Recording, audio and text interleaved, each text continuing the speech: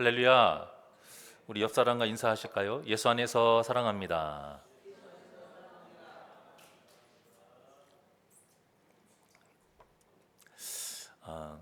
성경에서 보면 율법이나 그 예수님의 가르침 또는 이제 서신서 같은 경우에는 우리에게 순종할 것이냐, 불순종할 것이냐 이것을 묻거든요.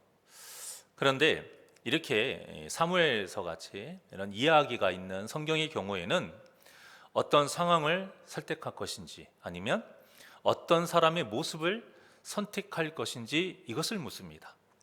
자, 그래서 보통 이런 이야기에는 반대의 상황이 나오고 또 반대의 사람들이 이렇게 나오는 거죠.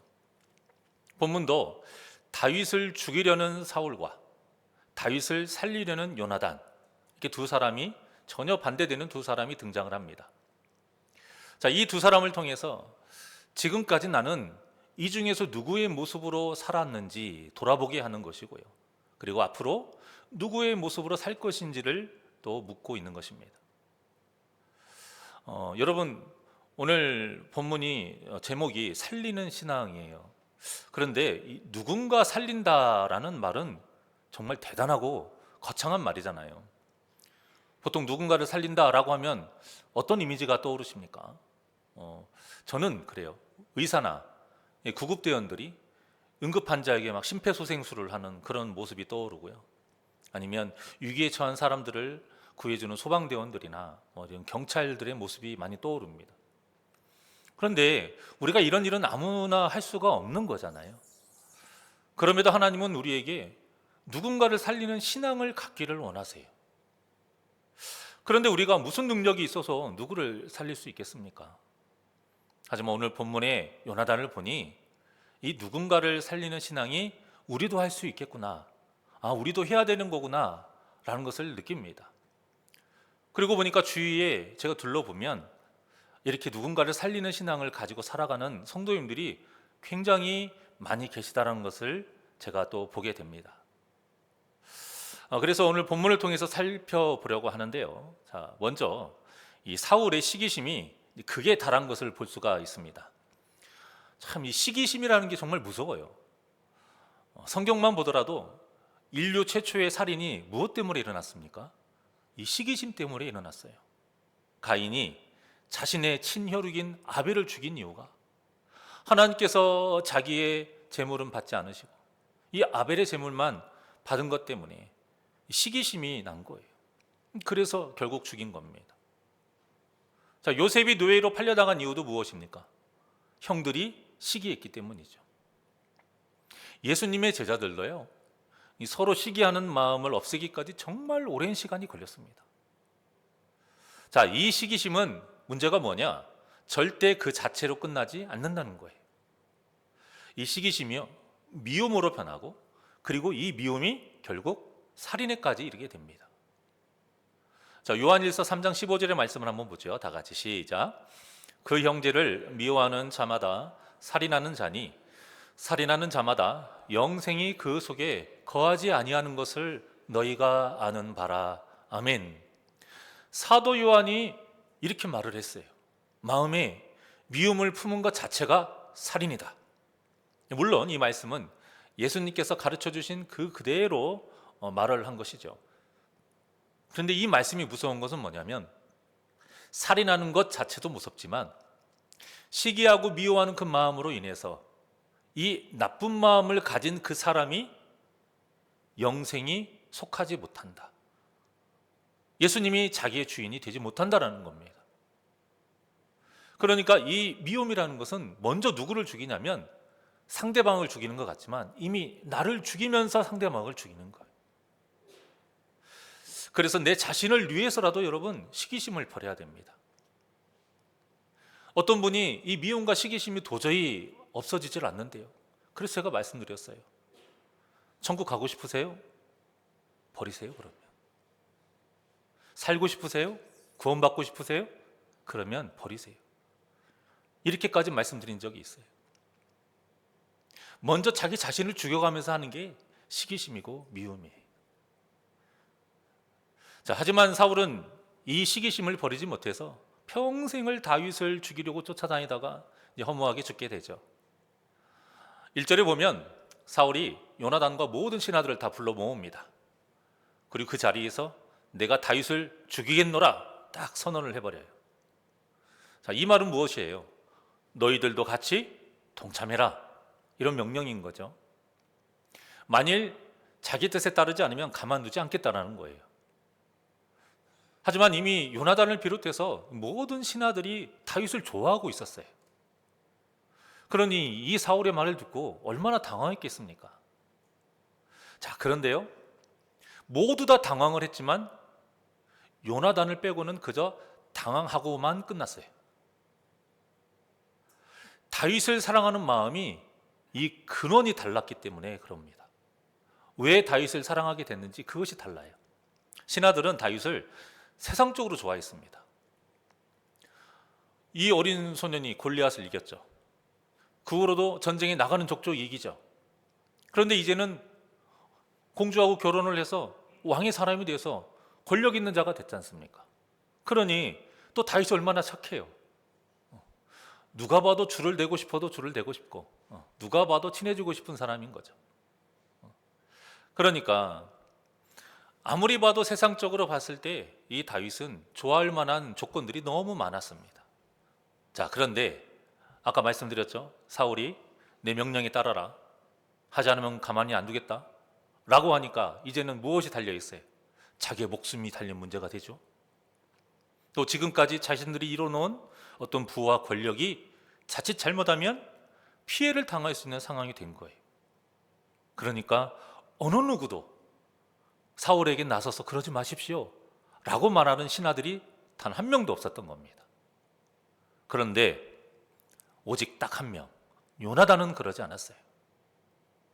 제가 이 본문을 묵상하는데 이 신하들의 모습이 꼭 누구의 모습과 같았냐면 그 40일 동안 골리앗의 그 협박에 벌벌벌벌 떨었던 그 이스라엘 군사들의 모습이 또 그대로 보입니다. 사람만 바뀐 거예요. 여기에서는 골리앗이 누굽니까? 사울인 거죠. 다 벌벌 떨다가 오직 한 명, 다윗과 같이 믿음으로 일어난 사람이 바로 요나단입니다. 그러니 이런 두 사람이 믿음이 이렇게 맞으니 그 한 번 보고 그렇게 사랑할 수 있게 된 것이죠. 요나단은 그 아들뻘 되는 그 어린 다윗을 믿음으로 사랑했고요. 하나님을 섬기는 믿음이 너무 예뻤던 거고, 그런 다윗과 함께 하시는 하나님의 그 역사를 눈으로 직접 봤어요. 그래서 그를 자기 생명과 같이 사랑하게 된 겁니다.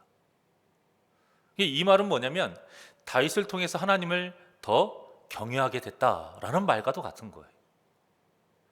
그러니 사울이 아무리 협박을 해도 다윗을 향한 마음이 변하지 않은 겁니다. 믿음으로 사랑했기 때문에. 세상적으로 사랑한 그 다른 신하들과 같이 자신의 부와 권력 이럴까 봐 걱정을 하지 않은 겁니다. 이 요나단의 모습은 오늘날 우리 성도들이 서로를 어떻게 바라보고 대해야 하는지를 잘 보여주고 있는 정말 좋은 모델이에요. 나에게 어떤 뭔가 도움이 될 것 같으니까 사랑한 것이 아니에요. 내게는 없는 무슨 세상적인 좋은 것이 있어서 성도를 사랑하는 것이 아닙니다. 그저 하나님을 사랑하는 그 믿음을 지키면서 사는 삶이 너무 좋아 보이니까 그 성도가 더 눈에 들어오고 사랑하는 마음이 생기고 존경하는 마음이 생기고 친해지고 싶은 거지. 그러니 나이가 많고 적음이 무슨 상관이 있을 것이며, 남자 여자가 무슨 상관이 있을 것이며, 세상의 부유함과 권세가 무슨 상관이 있겠습니까? 자, 여러분도 다 똑같은 마음이시겠지만 우리 어린아이들 보면 그 조그마한 아이들이 그 발음도 분명하지 않은데 하나님의 말씀을 조목조목 따박따박 외우면서 요절 외우는 이 모습 보면 얼마나 귀여운지 몰라요. 그리고 그 아이들이 꼬물꼬물하면서 찬양하고 율동하는 모습도 너무 예쁘고요. 두 손 모으고 무릎 꿇고 기도하는 모습을 보면 정말 사랑스럽습니다. 저도 유치부를 담당한 적이 있기 때문에 그런 모습을 보면 너무 예뻐요. 그것은 얼굴이 예뻐서 애교를 피우고 그때 느끼는 감정하고는 전혀 다른 겁니다. 그 믿음이 예쁜 거예요. 얼마나 감사한지 몰라요. 하나님, 저 어린아이들을 이렇게 사랑해 주시고 말씀 안에서 찬양하며 사는 모습이 얼마나 감사한지. 우리 중고등부 학생도 마찬가지예요. 요즘 세상에 재미난 것들이 얼마나 많이 있습니까? 우리 때와는 달라서요, 맛있는 거 사준다고 해도 귀찮아서 안 나와요, 아이들이. 그런데도 우리 교회 같은 경우 예배자로서 뭐 하나라도 맡아요. 그래서 찬양을 하든지 연주를 하든지 아니면 방송실에서 헌신을 하는 것을 보면 얼마나 예쁘고 은혜롭습니까? 나이 든 어르신들도 마찬가지예요. 우리 어르신들이 어디나 가나 항상 뭐라고 말씀하시냐면, 미안해요. 너무 미안해요. 항상 미안하다는 말씀을 달고 사세요. 자기가 나이가 너무 많으니까, 돈도 별로 없고 힘도 없어서 도움이 못 되는 것 같으니까 항상 미안하다는 말씀을 달고 사십니다. 하지만 저는 그렇지 않아요. 저는 그분들이 이 예배의 자리에 딱 있는 것만으로도 얼마나 든든하고 좋은지 모릅니다. 그리고 이 어르신들의 가장 큰 장점이 있어요. 그게 무엇인지 아세요? 아주 작은 것, 그 아주 사소한 것도 놓치지 않고 그 사람의 잘한 것 있죠, 좋은 것들, 그것을 전혀 그냥 지나치지 않아요. 얼마나 그것을 크게 칭찬하시는지 몰라요. 요만큼 했는데 이만큼 칭찬해 주세요. 그런 모습들이 성도의 마음을 얼마나 기쁘게 하고 교회를 얼마나 밝게 만드는지 모릅니다. 이것이 바로 믿음으로 사랑하는 겁니다. 이런 사랑은 어떤 환경에서든 어디에서든 변함이 없는 거예요. 이런 믿음의 사랑이 있어야 우리도 이 요나단과 같이 다른 영혼을 위해서 적극적으로 나서고 중재할 수 있는 겁니다. 자, 2절을 보시면 사울의 말을 듣자마자 요나단이 바로 다윗을 찾아갑니다. 자, 그리고는 이렇게 말해요. 내 아버지 사울이 너를 죽이기를 꾀한다, 이렇게 말해요. 자, 이 말의 이제 원어적인 뜻은 이거보다 좀 더 강해요.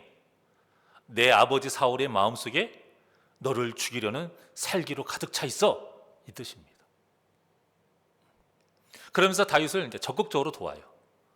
일단은 뭐라고 나와 있어요? 아침에 조심하라. 이 좀 더 자세하게 설명이 돼 있어야 되는데, 이미 요나단은 그 자리에서 사울이 어떻게 언제 다윗을 죽일 건지를 알고 있는 겁니다. 그러니까 이 말이 아침마다 조심하라는 얘기가 아니고 그날 아침, 사울이 다윗을 죽이려고 하는 그날 아침을 알려준 거예요. 그날 아침에 문안 인사 드리러 가지 말아라, 이겁니다. 그리고 그 두 사람만이 알고 있는 들의 은밀한 곳에 숨어 있으라고 말을 해요. 그러면 자기가 사울을 그 들로 데리고 가서 설득하겠다라는 거죠. 여러분, 이 요나단의 행동은 아무나 할 수 없는 엄청난 거예요. 지금 시대의 시각으로 보면 왕자니까 충분히 할 수 있는 것 아닙니까? 아들이 아버지에게 그 정도도 할 수 있는 거죠 라고 생각할 수 있지만 전혀 그렇지 않아요. 지금하고는 상황 자체가 완전 다르고요. 한마디로 말하면 요나단은 목숨을 걸고 지금 하는 일입니다. 자, 그렇기 때문에 그 많은 신하들이 모두 다윗을 좋아했지만 단 한 명도 요나단처럼 목숨을 걸고 나서는 사람이 없었던 거예요. 요나단이 4절과 같이 사울의 마음을 돌리기 위해서 그 다윗과 약속했던 그 들로 사울을 데리고 갑니다. 자, 그리고 그곳에서 먼저 무엇을 했냐면 다윗에 대해서 칭찬을 했어요. 그리고는 그 후에 사울이 왕으로서 그 충실한 신하인 다윗을 죽이는 일은 엄연한 범죄이다 라고 분명하게 말을 해요. 여러분, 우리가 이 요나단이 어떤 순서로 말을 했는지 이것을 잘 살펴봐야 합니다. 먼저 뭘 했습니까? 상대방에 대해서 칭찬을 했죠. 이게 무슨 뜻이냐면 사울의 지금 닫혀있는 마음을 여는 거예요. 사울의 이 굳어져 있는 마음을 지금 부드럽게 만든 거예요. 그렇게 충분히 사울이 들을 만한 상태로 만든 후에 이제 그때 정확하게 옳고 그름을 말한 겁니다. 이런 모습을 지혜롭다라고 말하는 거죠. 그리고 이 지혜로운 모습이 우리에게 필요한 모습입니다. 성도 간에 문제가 생깁니다. 교회에 문제가 생기는 여러 가지 이유가 있지만 어떤 사건, 그런 것들이 생겨서만이 아니에요. 어느 교회나 서로 다양하고 다른 사람들이 모여있기 때문에 문제가 안 생길 수가 없고요. 사건이 안 일어날 수 없어요. 중요한 것은 뭐냐면 그 문제와 사건을 얼마나 지혜롭게 사랑으로 잘 해결을 하느냐, 이겁니다. 사람은 누구나 상대방의 잘못이 눈에 보입니다. 내 잘못은 못 봐도 다른 사람의 잘못은 누구나 다 잘 보여요. 많이 배웠든지 조금 배웠든지 나이가 많든지 적든지 다 보입니다. 이거는 대단한 게 아니에요. 자랑할 것도 아니고. 내 잘못을 볼 수 있는 것이 대단하고 자랑까지는 아니래도 좋은 거지요. 자, 그때에 그 사람의 어떤 잘못을 잘 타이르고 내가 좋은 길로 인도하려고 하는 그 마음은 정말 좋은 거예요. 귀한 겁니다. 이런 마음도 없다면 그 사람에 대한 그 감정이 1도 없다라는 거예요. 그러니까 정말 심각한 거죠. 그 절대 예수 안에서의 한 몸이라고 할 수가 없는 거예요. 자, 한 몸이기 때문에 걱정하는 것이고요. 한 몸이기 때문에 어떻게든 그 사람을 좋은 길로 인도하려는 그 마음이 생기는 거예요. 자, 그래요. 여기까지는 좋아요. 모두 이런 마음을 다 가져야 합니다. 자, 하지만 문제는 뭐냐? 이 마음 하나면 된다, 이렇게 생각한다는 거예요.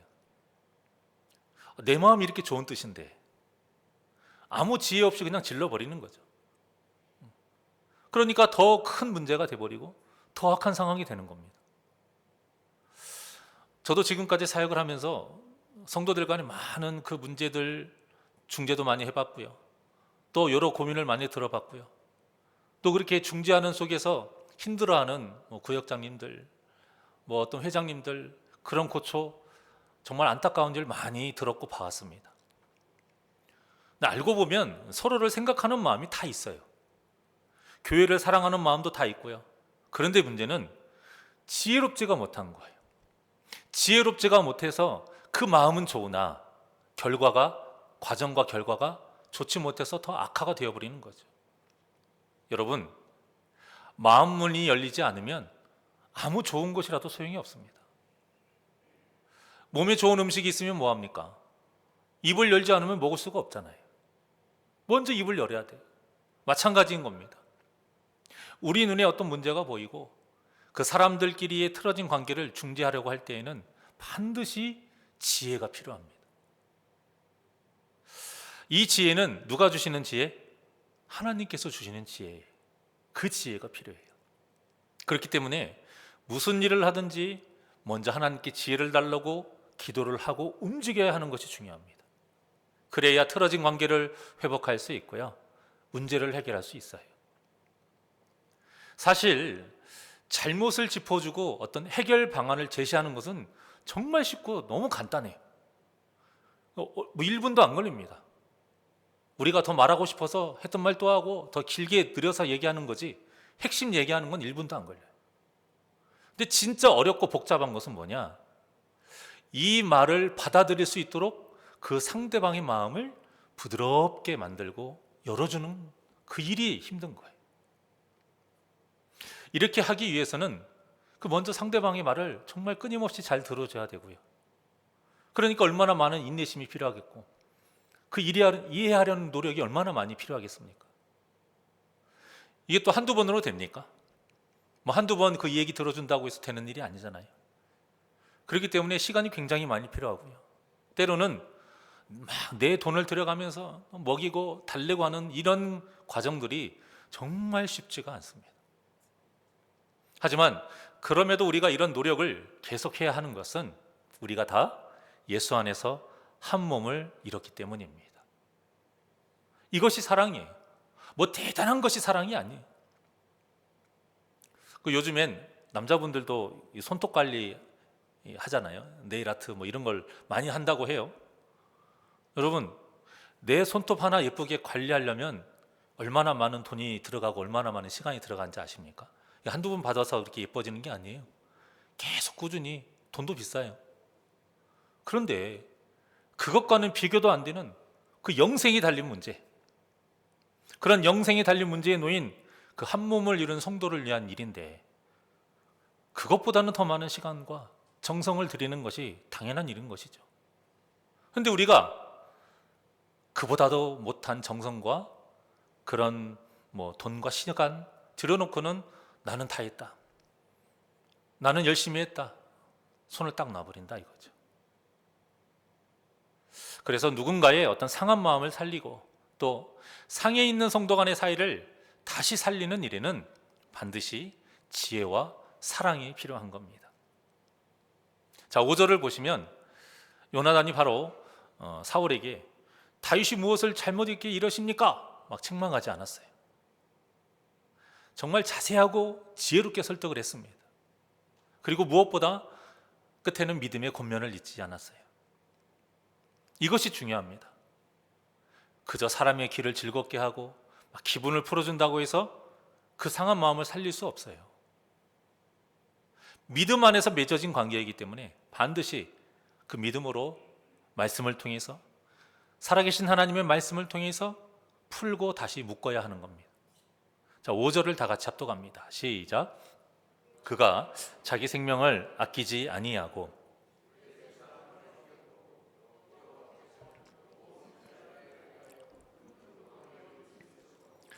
왕이 이를 보고 기뻐하셨거늘 어찌 까닭 없이 다윗을 죽여 무죄한 피를 흘려 범죄하려 하시나이까. 아멘. 자, 이 말은 사울 왕도 전에 다윗을 왜 좋아했습니까? 이걸 묻는 거예요. 다윗이 잘생겨서 좋아했습니까? 그것이 아니잖아요. 하나님께서 함께 하심을 보고 기뻐하고 즐거워했던 것 아닙니까? 그래서 곁에 두려고 했던 것 아닙니까? 그러면서 묻는 거죠. 지금 당신이 가지고 있는 그 마음 안에, 그 마음이 정말 하나님 보시기에 옳은 마음이라고 생각하십니까? 묻는 거예요.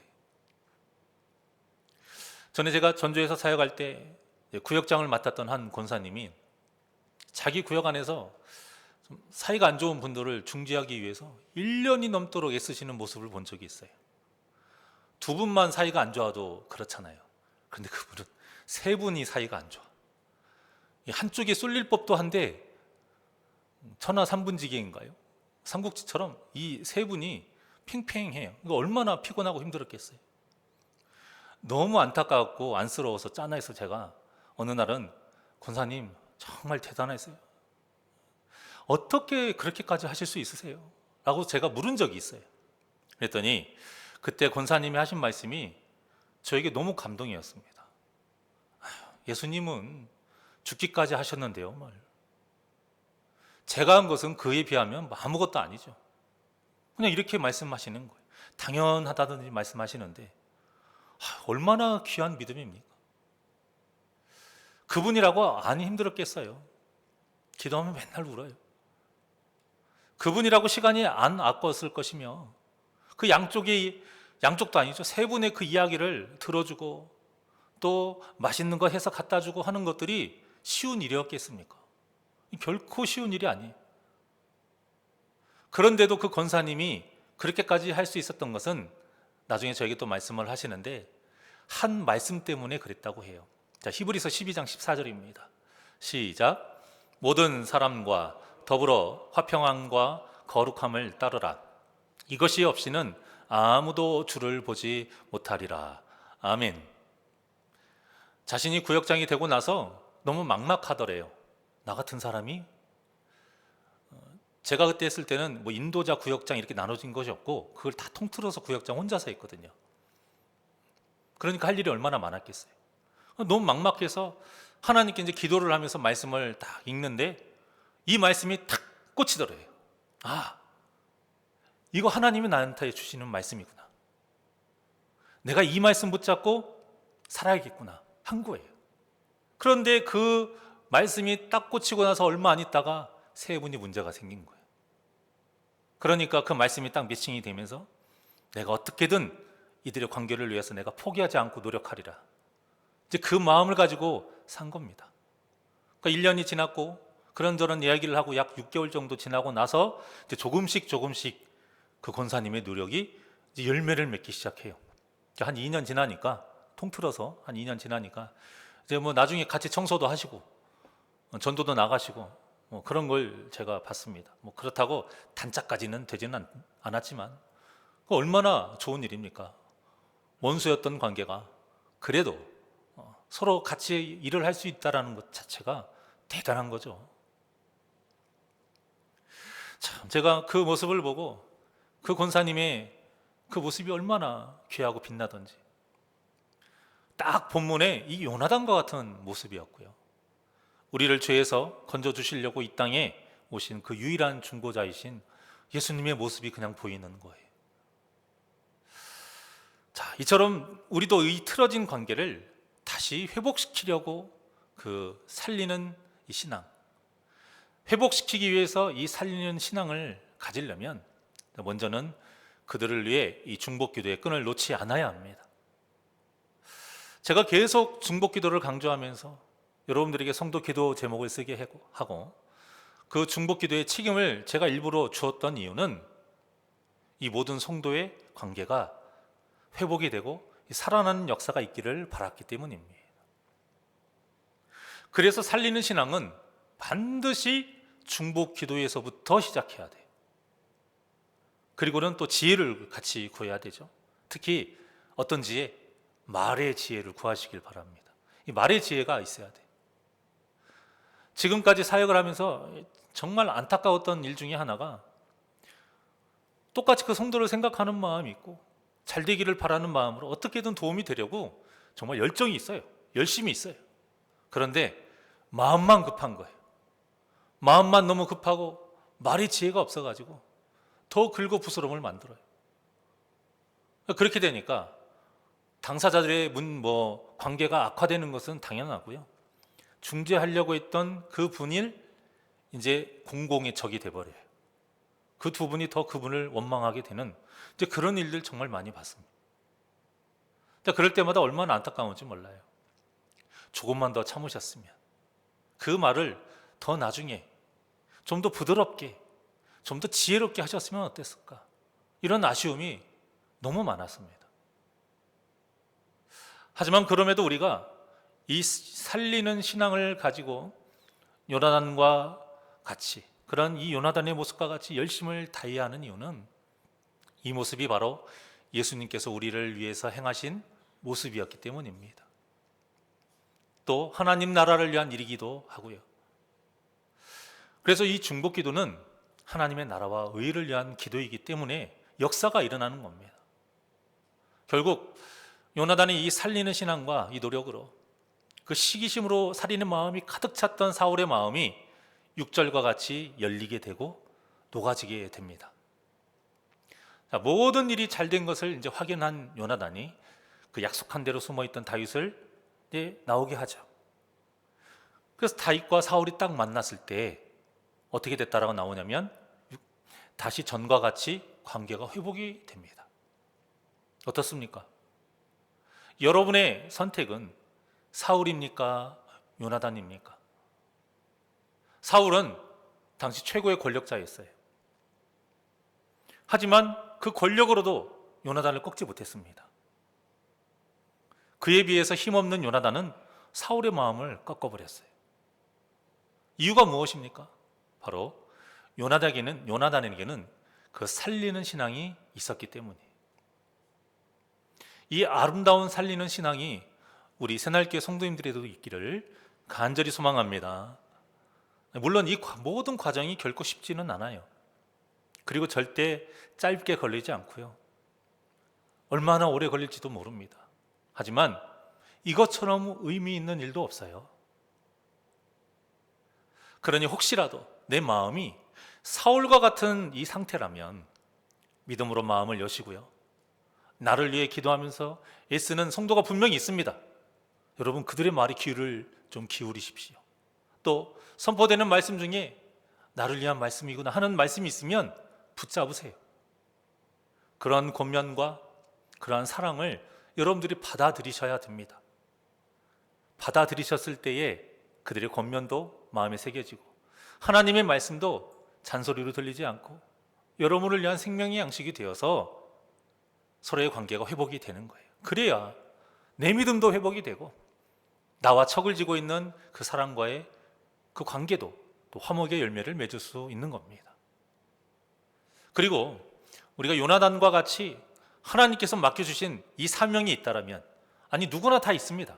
그랬다면 내 눈에 보이는 그 틀어져 있는 그 관계, 그 사람들이 화목한 관계를 맺을 수 있도록 끝까지 포기하지 마시고 그 믿음으로 기도하며 나아가시기를 바랍니다. 그러면 반드시 화목의 열매를 맺을 줄 믿습니다. 이 화목의 열매가 맺어져야 우리 교회가 사랑이 넘치는 교회가 되는 거예요. 우리는 말로는 다 그래요. 사랑이 넘치는 교회를 만듭시다. 어떻게 만들 겁니까? 성도가 많아진다고 해서 여러분 사랑이 많아지는 것 아니고요. 재정이 풍족해진다고 해서 사랑이 많아지는 것 아닙니다. 좋은 건물 세운다고 해서 사랑이 많아지는 것 아닙니다. 각자에게 모두 다 이 살리는 신앙이 있어야, 그리고 그 살리는 신앙을 붙잡고 그 영혼을 위해서 기도하면서 지혜를 구하면서 정말로 속상해가면서 오랜 시간 동안 그들을 위해 노력하고 그렇게 몸부림쳐가면서 화목의 열매를 맺어야 교회가 사랑이 넘치는 교회가 되는 겁니다. 그리고 이 화목의 열매가 맺어져야 그때서야 또 우리 성도님들이 예수 안에서 하나가 될 수 있는 거예요. 너무 추상적이잖아요. 예수 안에서 하나 된다는 게 도대체 무슨 말일까? 여기서부터 시작하는 겁니다. 그 두 사람의 틀어진 관계가 내일처럼 아픈 거예요. 왜? 한 몸이니까. 여기에서부터 시작이 되어야 됩니다.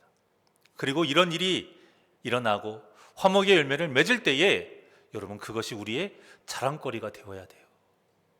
내가 잘났다라는 것이 아니라 하나님께서 나를 통해서 이렇게 사용해 주셨다라는 것. 그리고 이런 중보기도와 이런 사랑의 노력이 절대 헛된 것이 아니고 반드시 열매를 맺는다라는 것을 보여주는 거예요. 우리 새날교회를 소개하고 여러분들이 복음을 전할 때 반드시 자랑해야 될 것이 예수님 자랑해야 됩니다. 그리고 뭘 자랑할 것입니까? 저 자랑할 겁니까? 물론 그렇게 자랑한다고도 해요. 우리 목사님 말씀이 좋고 그건 어느 교회나 다 그렇다고 하지만 저는 개인적으로 그렇게 생각해요. 예수님을 자랑해야 되고요. 또 하나는 우리 교회는 사랑이 넘쳐나요. 저는 그거를 반드시 자랑할 수 있어야 된다고 봅니다. 왠지 아십니까? 사랑이 없으면 100명, 200명이 오면 뭐합니까?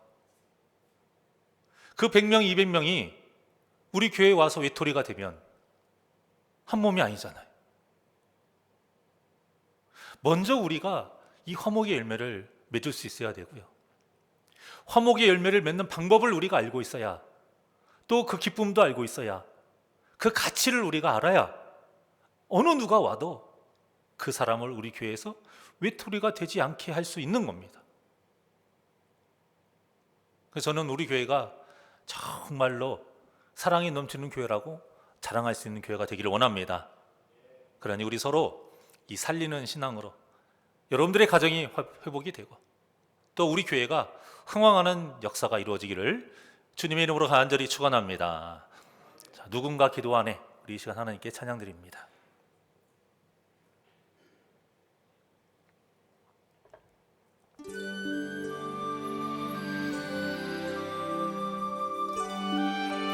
당신이 지쳐서 마음이 지쳐서 기도할 수 없고 눈물이 빗물처럼 흘러내릴 때 주님은 우리 연약함을 아시고 사랑으로 인도하시네.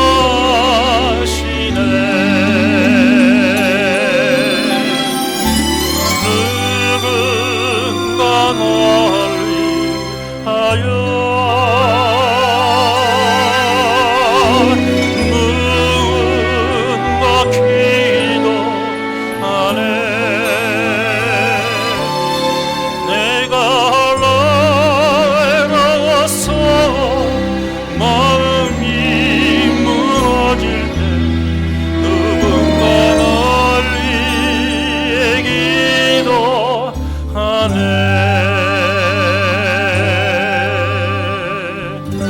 마음을 가슴에 얹고 당신이 지쳐서 찬송할 수 없고 눈물이 빗물처럼 흘러내릴 때 주님은 우리 상한 마음을 아시고 사랑으로 인도하시네. 누군가 널 위하여 누군가 기도하네.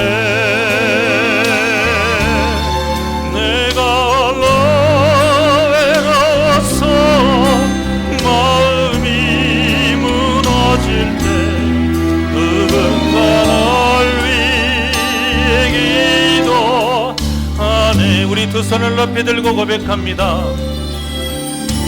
누군가 날 위하여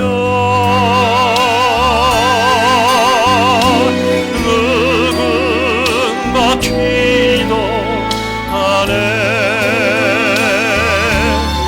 내가 너에 나와서 마음이 무너질 때 누군가 널 위해 기도하네.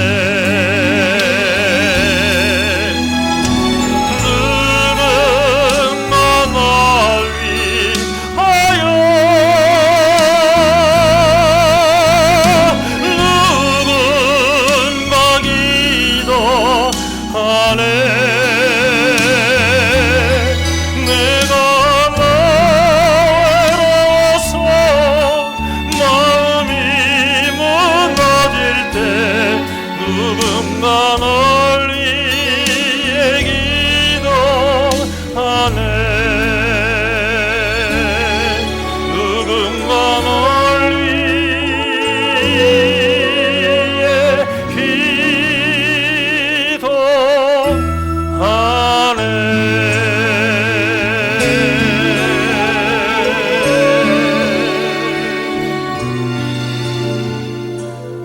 언제나 우리를 위해 불꽃 같은 눈동자로 지켜주시고 죄에서 보호하시는 하나님 아버지, 하나님의 그 사랑을 우리가 이렇게 누리면서 살고 있습니다.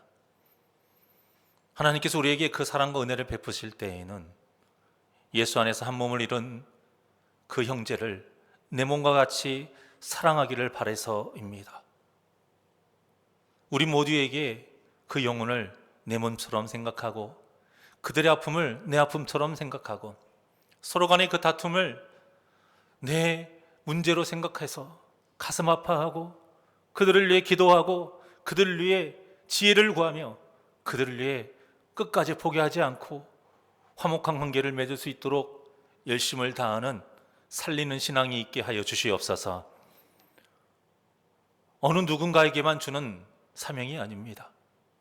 우리 모두에게 주신 하나님의 사명인 것을 알고 서로를 이 요나단과 같은 마음으로 살리는 신앙으로 기도하며 나아갈 때에 우리 교회에 이 화목의 열매가 풍성히 맺게 하여 주시옵시고 사랑이 넘치는 교회라고 당당히 자랑할 수 있는 우리 새날교회가 되게 하여 주시옵소서.